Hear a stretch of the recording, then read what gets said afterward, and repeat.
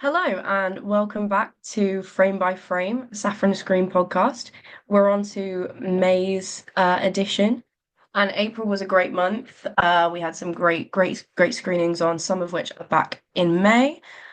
We're getting into the summer season, and I mean the Oscars have just been and gone, so we've got the whole new round of movies for the year starting to roll out, which we're all very excited about. We've got some great ones to talk to you about today. So without further ado, I'll just pass it on to Zach for our first film. Yes, so our first film we'll be talking about today comes quite early in the month. It's The Return, which I've been quite interested in. So it's an adaptation of Homer's The Odyssey, but this isn't the complete full story. It's only the last section of it. So for those who don't know, The Odyssey is kind of like the sequel to like the War with Troy. I'm trying to think actually what name of it is the Homer's name of it because it's not War with Troy is not what it's called. It will come to me. It will come to me. But anyway, the Odyssey is kind of like a sequel. It's about Odysseus, and it's the story of him basically traveling back to Ithaca after his victory in the Trojan War. Um, but he encounters many problems along the way. This instead, the story takes place once he's basically arrived in Ithaca. So he's the king of Ithaca. He's the Greek king of Ithaca. He's just had this victory, and he's been lost at sea for 20 years after this, which is what it is in the Odyssey. And when he kind of comes there, he's faced with the fact that his wife Penelope has all these suitors who obviously want the throne. He's been gone for 20 years. He's trying to reconnect basically in the face of all this with Penelope and Telemachus, who's his son. After, yeah, again, this kind of his mind being permanently ravaged by the effects of war and survival that he's just had to go through. And obviously, there's a bit of a tension. Will he get there in time before she picks one of the suitors? Will he be able to sort of prove his worth to her, having been gone for so long? Will he be able to reconnect as basically someone now living with PTSD from what he's experienced in the war and his journey home? Now, the kind of interesting point of this is obviously it only deals with the final section of the Odyssey, um, which is, I guess, is an interesting point itself. The main thing that's different about this is they remove all the mythical elements from the story, including all the gods. So one of the main things in the Odyssey is that when he's traveling back, he encounters a Cyclops and he tricks the Cyclops, and because he tricks the Cyclops, Neptune, his father, curses him as he's going on the sea, and basically that's actually what makes it so hard for him to get back. Um, in this case, none of that's true. None of that happened. It's just, for whatever reason, he struggled to get back. Um, and so it's kind of a more gritty take on the story. Again, this is also a story that has like sirens and things. Here, not present. It's all just about kind of like the Greek politics and the intimate character stuff is really what this film is focused on, as opposed to the original story, which is again, it's one of the classic Greek epics. Um, so again, it's more of an intimate thing they're going for here. And Pasolini, who's the guy who wrote and directed this, Roberto Pasolini. I'm not familiar with many of his films, though interestingly, he is the nephew of Licinio Visconti. If you're a film student, you might know. He's one of kind of the classic neo-realist directors from the 1960s. I don't know if either of you are familiar with him, but I'm terrible with names, so don't ask me. yeah, I'm gonna take that as a no. But I quite like Visconti, so I'm kind of interested to see how his filmmaking genes have spread. Mm. Because I've not seen a Pasolini film before. When he was kind of explaining why he did this, it was because he wanted to focus on the psychology of Odysseus coming home, and he wanted it to be that he would carry the guilt for what he did in Troy and for this separation from his family and the killing of his men. He returns home to Ithaca as a sole survivor, and so it's all on him.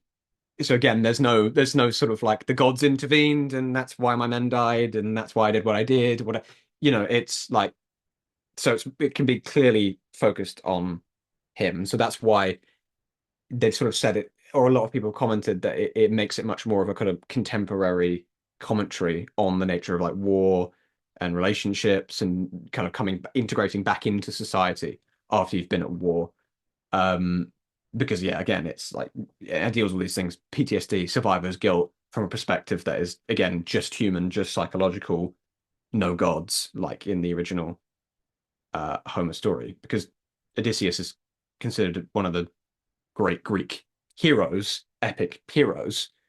But this isn't necessarily the story that you get here, which is I think is something that's kind of interesting, and I'm sure we'll kind of go into a later discussion of. But again, intimate, godless, not an epic.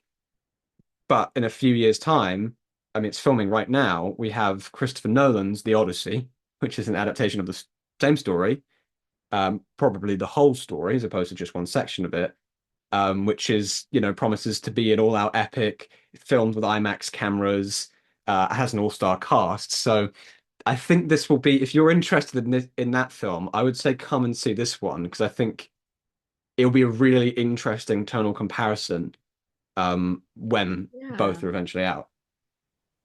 Yeah, I guess kind of this one is going to be more of a study on kind of the like psychology of war and relationships and how it affects a person, whereas you've got uh the Odyssey, which will be just kind of a big blockbuster. So yeah, it'll be interesting to kind of see how they compare and like even if they compare like even if they're similar in terms of storyline, just the way that audiences receive them and the way that audiences kind of uh like pick and choose which one they enjoy the most. Yeah, because obviously this has received really not a lot of press coverage. Hmm. Mm. It was actually been out in the United States already. I think from last year it was actually out Oh wow. earlier in the year, and it's been screened at the British Museum and things like that. But it's not really received much press coverage in the way that Nolan's The Odyssey Yeah. has, despite Already. not even having come out yet and only just having Hmm. started filming. Mm. Um, so again, I think it is flying under the radar, maybe because of the nature of it. Maybe it's a little bit more low budget, doesn't have that auteur behind it, but it is maybe important to note that there are still some stars in it, and kind of some a saffron screen favorite of late because it's Ray Fiennes, who I didn't mention, who Oh yeah. plays Odysseus and has had a lot of praise for his performance. And he actually, kind of an interesting little fun fact. Again, it's kind of uh, kind of a kind of reunion of sorts because he's playing opposite Penelope.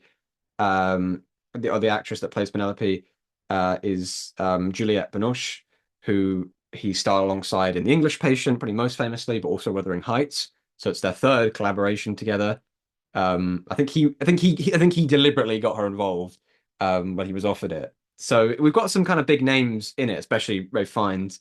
But yeah, again, it's kind of like it's the weight of the story is on his back, whereas that Nolan one seems to be like, all right, we've got a million friggin' like megastars that are going to be in it, and it's going to be this epic focus on all these characters. Whereas I think quite deliberately here, what only Penelope and Odysseus are played by big name actors because it's intimately focused really on these two characters.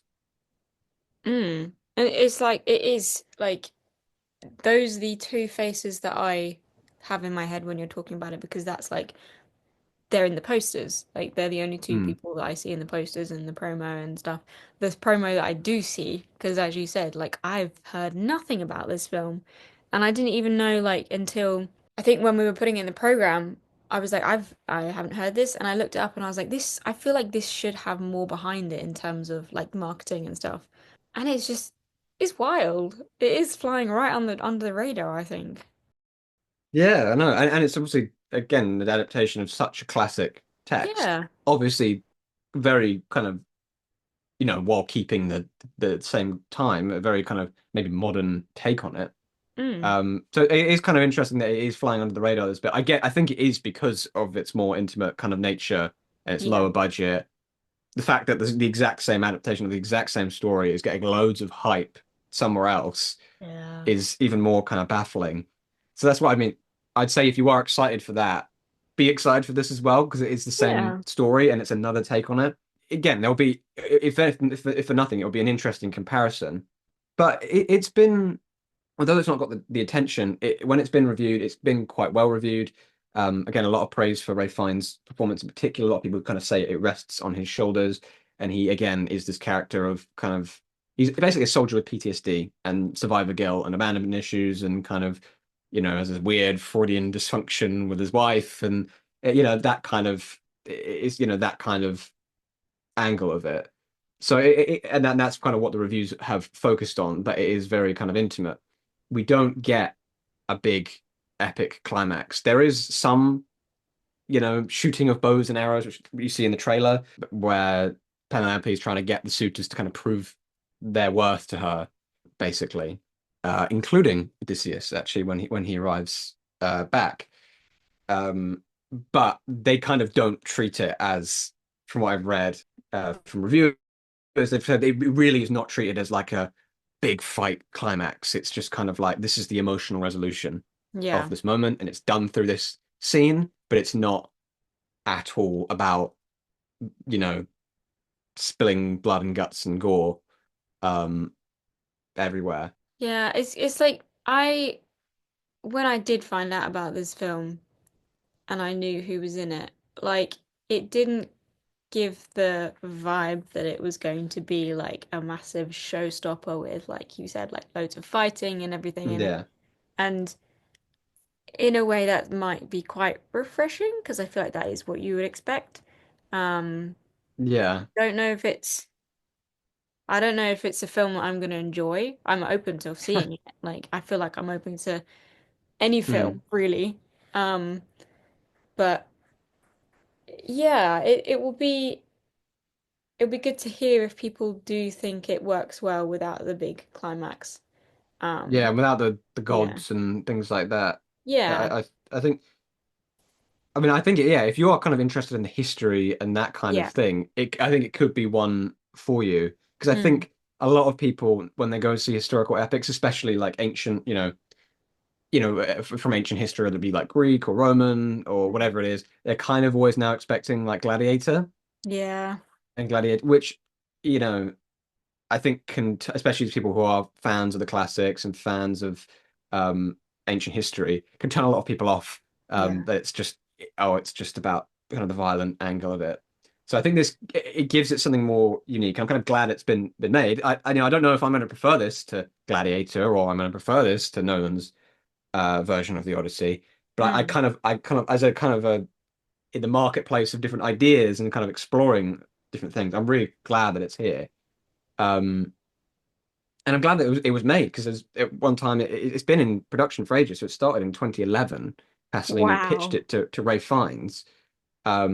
With actually, interestingly, he wanted Fiennes not only to be the lead in the film, but he wanted Fiennes to direct it as well. He didn't want to direct it himself originally. Um, Okay. but Ray Fiennes kind of was like, actually, I think you would be the best role, and then he kind of got the other actors in and things like that. Like you'd be best for the director role. Mm. And so the film kind of changed in nature along with that. So it's kind of been a long time coming as well. And so it's just like really weird that Hollywood's been working on this Mm. adaptation of the Odyssey, and then suddenly um, this Nolan one comes along like right around the same time this one releases. It's kind of like a really weird thing. And I just wonder with the success of Gladiator 2 and things like this, whether Mm. it's kind of sparking a revival of sort of the ancient history kind of movies that were and kind of especially kind of epics that were popular in kind of the older Hollywood days. I mean, there's so many like if you go back to like the 50s and 40s and stuff. I mean, definitely. I mean, Gladiators, especially with the second one coming out, has definitely sparked something. Um, and that's kind of the same. I haven't seen Gladiator 2 yet, but I will. But that is what I like the first things I think of when I look at this, even though it's a completely different era and like Yeah. completely different. It is that same Same vibe. I keep saying vibe tonight. I'm gonna. That's No, no, yeah, I get it though, because it is similar, and we've seen films. I mean, we've seen the first parts of these films that of this story before, because we've seen, and I actually do now remember the the actual title, the Iliad. We've seen adaptations of the Iliad before, like the war, like Troy, the film with Brad yeah, Pitt, and yeah, again, that's very gladiator-ish and came right off the back of Gladiator. And yeah. so I'm glad that it's kind of maybe riding the kind of tidal wave of Gladiator 2, this film, but at Mm. the same time is going off in a completely different direction. Yeah. Again, so much more modern. I mean, interestingly, Odysseus even quotes a US captain in Vietnam, like at one point, like not he doesn't say like I am quoting this guy, No, but he yeah. says the line that Troy is a city that could not be conquered, only destroyed, which was said of a US captain said that in Vietnam, about a certain like city he was raiding. So again, it's like it's a very modern take on it. This isn't if you're kind of like a oh, it's just going to be a repeat, an adaptation of the same thing we read. I'm very a Mm. story I'm very familiar with. It's like no, because it's making it very modern. So Mm. um, that's what I would say is the main appeal of this. It's modern, it's contemporary, and it's a very different take to what you'll see for this genre in general, but also an adaptation of this story specifically, because it's not faithful to the letter. And I think that actually makes adaptations more interesting. Yeah. And I think as well, from my point of view, and probably a lot of other people's point of view that I've seen a lot of. This sounds really weird to call him Ralph, like he's my mate, but like a lot of Ralph's work, like the variety, like because he's played such iconic people. Mm, Murder on the Orient Express as Poirot, and in Conclave, like yeah. they're so extreme, and whatever he seems to be cast in and plays in, people want to go and see it because of him. And to see Yeah. him in a completely different role that I haven't seen him in before, um, that is in itself as a reason for No. me to want to watch it. He's Uh, also at like the age of 60 got like completely shredded for this role as well as yeah. Odysseus to be this My like God, soldier yeah. general. Yeah. So I mean, I guess as well that's kind of the appeal if you want to see a shredded, shirtless Odysseus Yeah. or Ray Fiennes as Odysseus, then that's another thing the film has going for it. Oh dear. If we are excited for this kind of new and original adaptation of the story, what when can we see it at Saffron Screen? So we have it on twice, quite early in May, so you're gonna have to be quite on it. But it's on at 7:30 on Friday, the 2nd of May, and then also at 2:30 on Sunday, the 4th of May, and that's it, unfortunately. So one of those two screenings that weekend. Yeah, don't miss it. I'm excited. I think it will be kind of new and fresh. As you say, it will be interesting to kind of go down this route as opposed to blockbuster like we've seen quite often recently, just kind of exploring Mm, the more of the character side of it. yeah. And actually, it's kind of an interesting link to like what, I think you're going to spend a little bit of time talking about in just a second. Obviously, this is a story where we're seeing historical settings and characters that we might be familiar with in one sense, and then it being reinterpreted another way. And that's kind of what they've done with six. Yeah. Hey, sorry. That was so smooth. Yeah, so I mean, Six the musical, a lot of people are familiar with, whether it's like, I don't know, people knowing just about the concept of it. It's a musical that I have wanted to see for many, many years and have never gotten the chance because um, the both times that I had plans to see it, was right around COVID. I had plans to see it in the West End just before COVID, and then I had plans to see it on tour, which also got cancelled. So as much as I used to be completely obsessed with this musical, I've never seen it. So I jumped at the chance to see this. It's the musical, but filmed live.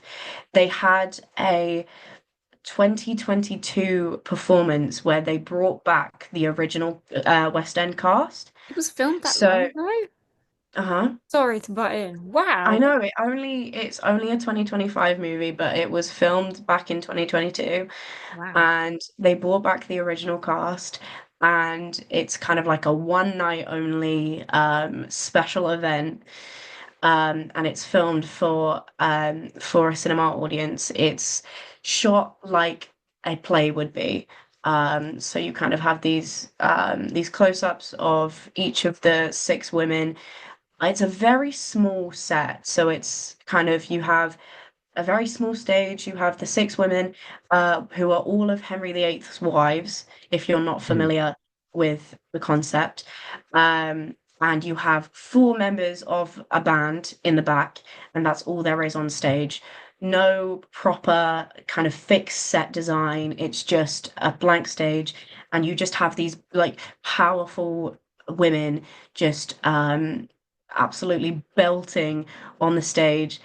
They are so brilliant and they're like so engaging because you kind of are drawn into their story. You become familiar with these characters that are just maybe like sort of familiar to people. Obviously, everyone knows the story of Henry VIII's six wives.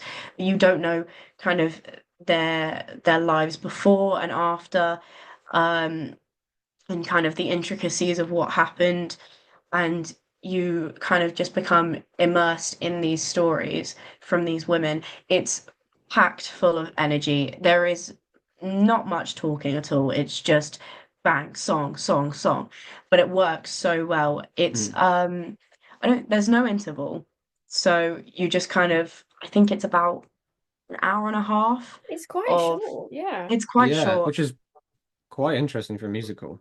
hmm It was, I think it was written by two uni students, and I know, insane. Yeah. It's just a really short. I think it caps at 90 minutes, but it's just a pocket full of energy and immersion. And basically, you have at the start of the live version that was filmed for cinema audiences, you have a little segment where they're kind of the original cast is sat down. It's filmed like a documentary. They're reflecting on um kind of what this musical has meant to them and how it felt to be there in the first kind of the first start of the journey, and you see how kind of the fans have grown and expanded, and they talk about how much it's meant to them to be a part of this musical, and it really is like very emotional, but and that's all before you even get started on the Mm. show, which I thought was a great segment for them to put in. They just kind it Yeah, the gives it audition. yeah, it gives it a lot of humanity because you, as much as it doesn't need it, but it is a lovely addition to put in just kind of like 10 minutes at the start. They're Yeah. all talking about how this has affected their lives and how great it was to see the evolution and how people have kind of related to each character individually, even Mm. despite them being massive historical figures. Like you wouldn't think that you can relate to these women, but Yeah. they just talk about how nice it's been to have that reception. I was just gonna say, and in terms of because obviously you say it goes like song to song to song, but you say you Uh-huh. still get to kind of relate to them as characters. Like Yeah. in terms of like comparing it to a conventional musical, in terms of like how a plot and a story would go for that. Like how does it compare? Because when I've seen kind of images, it almost looks like a bit like a concert. Mm. Um, so I was just wondering like how was that story actually like how do we really see that? They, yeah, they kind of present themselves as a girl group, which is referenced in the interview segment as well. They talk about how like they felt like they were part of a girl group. They felt like they were kind of like the Spice Girls. And it becomes, yeah, but it's sort of like a party, really. Even being sat in a cinema with people being much more silent than they would be at a concert. it Mm. still felt packed full of energy because I think the thing that brings it to life the most is how much um character these women have as actors. They are like they bring so much to the character that you don't really get from from say like listening to the songs on Spotify. Yeah. There's just Yeah. so much, there's so many little tidbits where they kind of they change up the delivery and they come out and they have like an extra line here or there that gives them um more character. And it's the whole concept is they're trying to discover which one of Henry VIII's wives has been through the most, which one of Henry VIII's wives Right. has had the hardest life. So from the beginning, you're meant to choose one. You're choosing one person to try and latch onto who catches your eye, um who are you rooting for in this competition that they're having that seems pretty much not needed. I love how you're dying, Riley. I Yeah, love it. most of them had it pretty bad, I would have thought. Yeah. hmm Yeah. They engage in this kind of like hour-long fight about how each one of their situations is just 10 times worse. And you get these little moments from Anne Boleyn where she just comes in and she's like, hey, but I got my head chopped off. You realize I that? lost it It's every time it's she just said it. I so was like, funny. It's so funny. Like Anne of Cleves will be talking about how she was hated because of how she looked, and Anne Boleyn just pops in. She's like, "But you still have your head," and it's so funny. the It's timing was hilarious. brilliant. It just kills me. Um, so yeah, like every moment like that brings like so much life to it, and I won't spoil kind of how it takes course, but they kind of come to like a mutual agreement, and Mm. it you begin to realize that these women are discovering that they are more than just being Henry VIII's wives, and it's really well written in terms of kind of how they discover their connection to history, and they discover how if they weren't who they are, would they then be famous? And I just loved that, especially. I think it's a really well done piece of work. But I guess that's more about the actual play.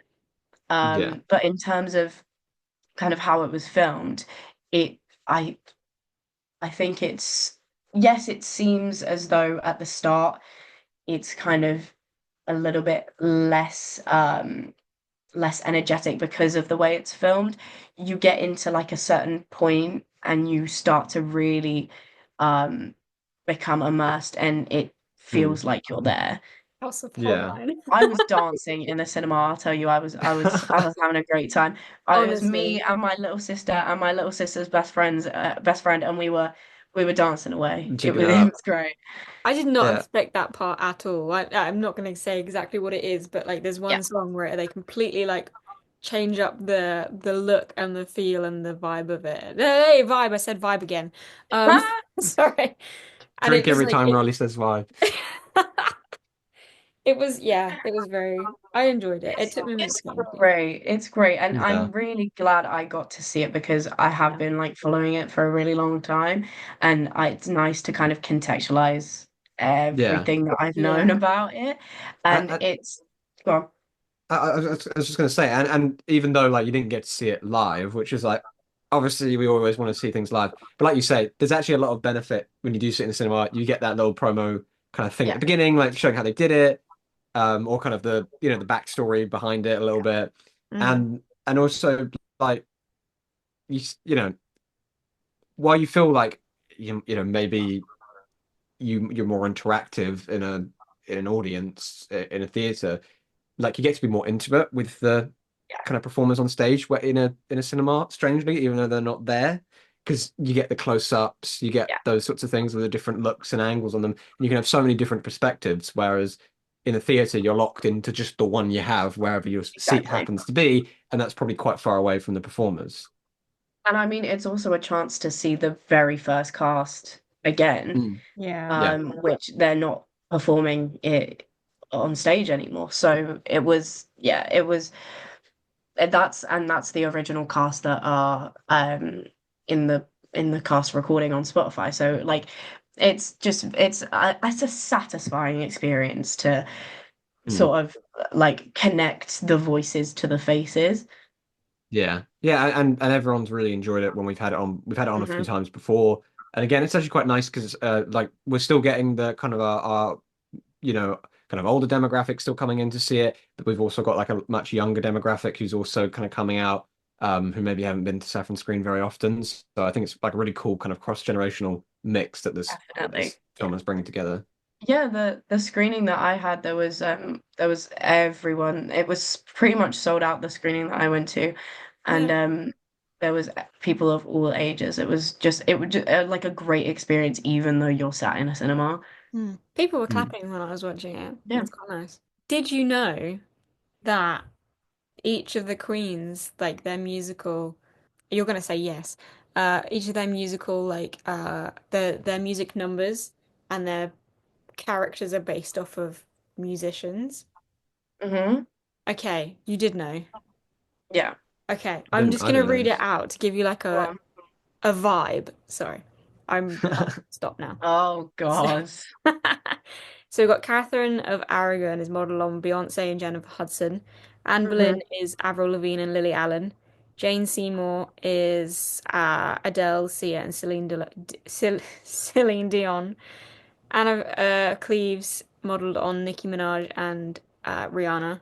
Catherine Howard, Britney Spears, and Ariana Grande. And then Catherine, Catherine Parr, Alicia Keys, and Emily Sando. And And you can really see it. yeah, You because can. I Hmm. knew that before going in, Interesting. but I'd forgotten who. But Yeah. then looking back and like looking back on the performances, I'm like, okay, that makes a lot of sense. Yeah. It's so clever. Yeah, Yeah. I know, and like two uni students wrote it. It's crazy. makes me feel so It's proud Yeah. of I don't know, like what am I doing with my life? Pretty inspiring. But yeah, it's just a really fun experience and little sidebar. I know that I have met the woman who plays uh what's her name? The second beheaded woman. Million O'Connell. Million O'Connell. Mm, no, no, Oh no, wait, no, no. sorry, I'm talking about the actor name. Yeah, but yeah, I mean, what's her name? Anne Boleyn. No, other No, beheaded one. I don't know what I'm What's saying. the who's Catherine. the actress that they're talking about? Her name is. Hold on. Oh, you know this person. Oh, I the thought this is someone second you're very beheaded one. familiar with. Sorry. I've met her once because I used to do theatre and she knows the the directors of Hyperfusion Theatre Company in Saffron Walden, and Ah. I was there for like 12 years of my life. She came in and she did a Amy Atkinson. She, yeah, she came in and she did like a singing lesson for us. And that was like a highlight of my life when I was like 12 years old. It was really like I did not shut up about that. I love that. That's pretty cool. Pretty a cool little connection there. Yeah. If she wants to hit me up at any point, I'm free. I Yeah, can still go and down, still work. down, I've still got friends. Come on the yeah, podcast we're next month. friends. Yeah, Yeah. like she's got any jobs going. Yeah. While we're waiting on that invitation, when can we go see Six to keep ourselves occupied? So it is on Saturday the 3rd of May and Saturday the 10th of May, both of these at 2:30. The screenings are doing very well, so I would say get your tickets in Yeah, book quickly. now. Yeah. Yeah, they've been very close to selling out, if not selling out. Mm. And you want good seats, so Yeah. there's that. You want to feel like they're right in front of you. Exactly, like in your face. Hmm. As much as I really liked Six, and I could talk about it for a while, and now I need to go and listen to the soundtrack. But no, we're gonna move on to 2 to 1. which in German is Zwei, zu, eins. There we go. Beautiful. GCSE Yeah, German coming there we go. into I did play. it too. I did it too. Felt very proud not needing the translation for that one. That was Exactly. yeah. Yeah. Exactly. I Exactly. know. Um, no, this looks great, and it's been really good reading into it, and I really wanted to Mhm. try and watch it before I actually spoke about it because I didn't want to judge it on the trailer, um, Mm. because I just wanted to see if it was what it was on the tin or not. But anyway, Yeah. Well, what is it on the tin? what is it on the What's the tin? premise for our story? That's a great Yeah. question. Two to One, in a nutshell, is a comedy crime romance. It's been categorized as. It's based on a true story. And the synopsis is after the fall of the Berlin Wall, a communist family discovers a bunker full of money, soon to be worthless. With the help of their neighbors, they embark on a race against time to enter the capitalist world in style. So it's based in the 19 in July of 1990. So it's that summer like these are when my words do not come into like I need to go back and look at a thesaurus. It's like if you imagine summer, it's hot, it's sticky, it's like scorching, like that really horrible heat. And that really comes across in just from the trailer. So I can imagine it comes across in the rest of the film as well. It is written and directed by Nacha Bronkhorst. I believe that's how you pronounce their name. Okay. So it is, as I just said, based off a true story. It's got starring Sandra Huller and Max Yeah. Riemelt. I'm apologizing. Sandra Hewlett. Hopefully Huller. viewers might be a little bit more familiar with. Yes. I don't know if you are Riley or not, but Yes. I've yeah. got them in brackets. But because the two that comes to mind are Anatomy of a Fall and Zone of Interest for Sandra. Um, Yes. Yeah. And she's fantastic in both of those. So I'm really interested to see exactly. her in a German film Hmm. in obviously I mean she speaks German kind of both of those films to some degree, Yeah. but uh but in a comedy, I'm really interested to Yeah. see. Yeah, because the other two are not Anatomy of a Fall and Zone of Interest are not a comedy. They're not comedies. No, no. Um, and I think I'll come on to that a little bit later, but just Hmm. the anticipation of having her in a film is again a selling point. But also Max, I was looking at the cast and I was thinking, where do I recognize you from? And I had to trail through his IMDb for this, but he's in a TV show that I watched called Sense8, and Oh. I loved that show, and it's an American TV show, I believe. And so it's quite because Sandra as well has been in obviously German films and American films or whatever, um, wherever they wherever they've been made. And there's a Hmm. nice crossover for them. And so those are the two kind of actors that I immediately my eyes drew to. They're both great actors in the things that I've seen them in. Hmm. And I'm absolutely mesmerized by Sandra Hüller. And I think she does a very good job of, she's just very well rounded in terms of, I feel like she could do the drama, she can do the crime, she can do thriller, she can do romance. And now Yeah. this, it looks like she can do comedy. I just whenever I see that she's in something, I'm like, oh, we're in for a good ride. Yeah. Even if the Yeah. story is bad, I feel like Yeah. Well, her she's always performance. very committed and she kind of knows what she's doing. Exactly. And the thing is, 'cause she's kind of got that temperament and that kind of look where you can Mhm. sort of throw her into many different roles Yeah. and she really like fits in there like a glove. She's not, Yeah. I mean, like Margot Robbie is great as an actress as she is. You can't throw her in every role. She just like she has a certain look and feel to Yeah. her, like it just doesn't work. Whereas I feel like Yeah. Sandra Hüller's got that flexibility. This is not going to be a problem wherever you kind of stick her. Yeah. Yeah. I mean, and I think like a lot of people obviously knew of her name before I knew who she was and discovered her, and she's been in people's minds for a long, long time. So I think that's definitely going to be a big draw for 2 to 1 for us as well. Mm. So it's set in July 1990.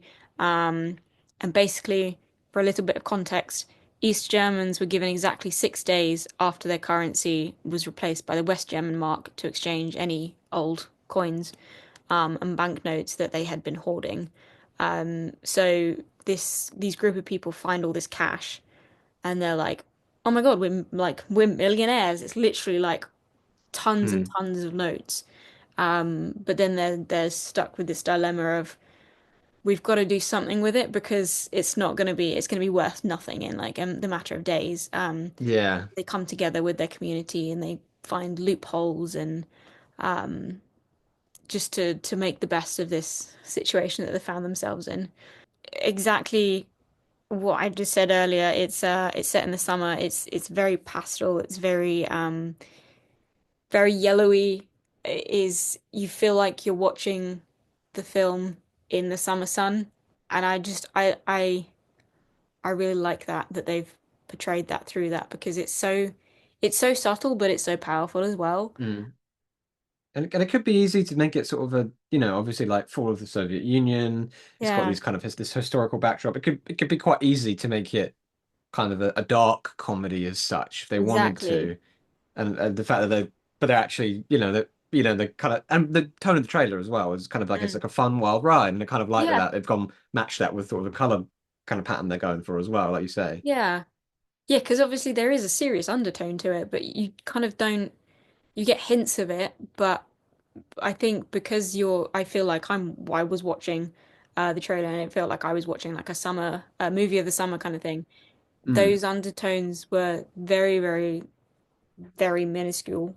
They were there, but yeah, I think that it was again very clever because they could have done what you'd expect, and it could have been like a very dull, based on the history and the upsetting truth. Mm.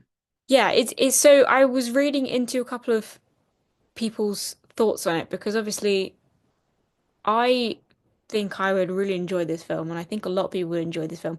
I don't think it's going to be one that's going to move you to tears or move you to anger or anything. I think it's just going to be a really light-hearted comedy with some really like Mm. striking points that make you think after you come out of the cinema. And it was really not disappointing, but it was I'll read you what I found. So Okay. Screen Daily said that it delivers a light-hearted comedy with heart, which was what I was expecting and what kind of it looks like on the tin. But then it goes on to say light-hearted comedy with heart, even if it lacks drama. So I don't know if that's necessarily in a bad way that it lacks drama or just the way that it is, but it would be yeah, it'd be interesting to see if it is how it comes across basically. And if it is lacking or if it feels like it's lacking something. Yeah. They also said that it definitely benefits from the presence of Sandra Huller. Yeah. It will attract audience, obviously.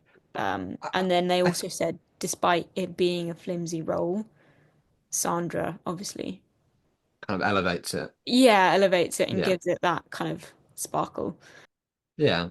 But it's kind of I feel like movies like this can easily be obviously it's got the backdrop of the fall of the Berlin Wall and things like that, Mm, and so it's got maybe you would expect the political dimension, maybe more of it more, and that yeah, drama element that we talked about. But also it's kind of like because they've gone for this kind of more campy tone to it, and but still set it in that history. It's kind of like a fun little, in a weird way, given the scenario, like a kind of historical playground to yeah, sort of run around in, and yeah. have fun with. Like it's kind of like a hangout movie, right? It's like Quentin Tarantino's like Once Upon a Time in Hollywood.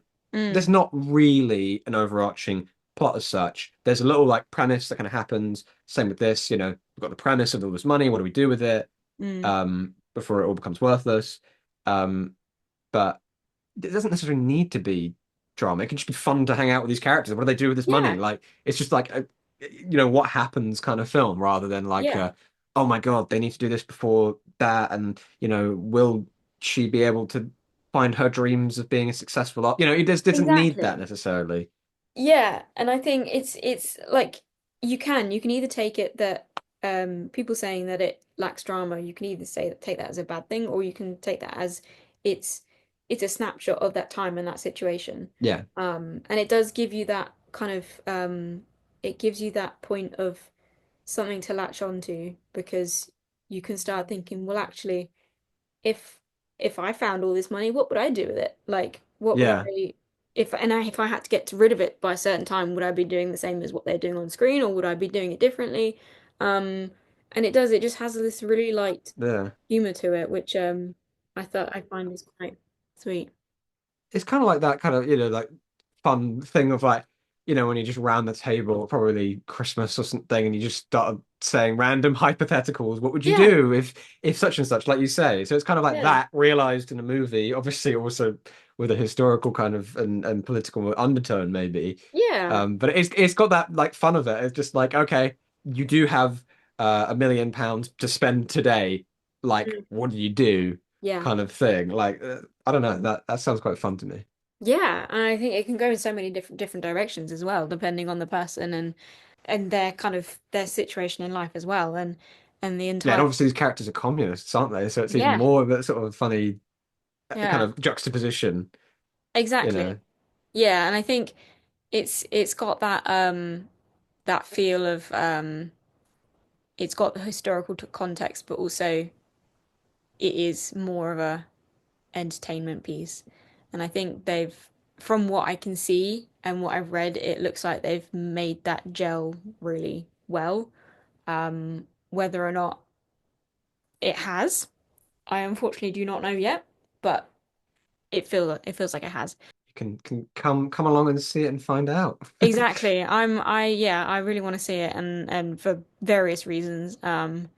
And it's it's basically just a comment on working class and the rich and greed and Yeah, there's a quote that I will leave you with on the last kind of comment on 2 to 1. It's in the trailer, and one of the characters says, "Legal or illegal is a question of perspective these days." And I just thought that was so funny, and it's so true. Like it's especially in that context, and it mm, can mean different things to different people, and it's yeah, I think people are going to enjoy this one. I think there might be a slight chance that a few people might say that it lacks, but I think the good responses are going to outweigh the less ones. yeah, So, yeah. yeah. Well, cool. I mean, Um, yeah, I'm interested to see it. Again, people have been demanding foreign language films come mhm. back. We've got another one as well, Holy Cow, playing as well, Yeah. French film. So yeah, I mean, I hope that audience who's demanding that really wants that comes out to this. So when Yeah. can people see it if they are interested? Yeah. So unfortunately, well, fortunately or unfortunately, as a matter of perspective, sorry, I had to put it is only on once, which means you just definitely have to come and see it. And it's on Sunday, the 11th of May at 7:30. So it is German and French with English subtitles. I will also add as well, it's a runner-up in the Glasgow Film Festival's 2025's Audience Award competition. So it's got some momentum. So Audience award, I like that. Yeah. yeah, Nice. yeah. From release day, Oh we wow. have both Lilo and Stitch and Mission Impossible: The Final Reckoning. So that is going to be really exciting for us and Yeah. audiences as well. So those are going to be from the 23rd of May, which is when they release. So It's very yeah. exciting. It's We like I don't get to say Barbenheimer. that often, so exactly. yeah, you don't have to travel all the way up to Cambridge on release day. Just Exactly. come Yeah. You down can the come road. here. See it right here. No, it's great. Two absolute. It's kind of like a juggernaut film for the kids, juggernaut film for the Yeah. grown-ups. Like, Yeah. Yeah. it's great. Double I really bill. like both of them. The previous Mission Impossibles and the original Lilo and Stitch. So I might do the double bill. I have to Double say, bill. I might Yeah. do it. Oh, So that's the great selection of movies we have on for the month of May. If any of them today have taken your fancy, come along down to Saffron Screen. I know we've got some that are selling out very quickly, so get your tickets in soon. mm, But yeah, it's shaping up to be a great month. But yeah, As we'll always. as always. But that's it from us, and we'll see you next month for our June edition. See you in June. Cool, cool. Bye bye. See ya.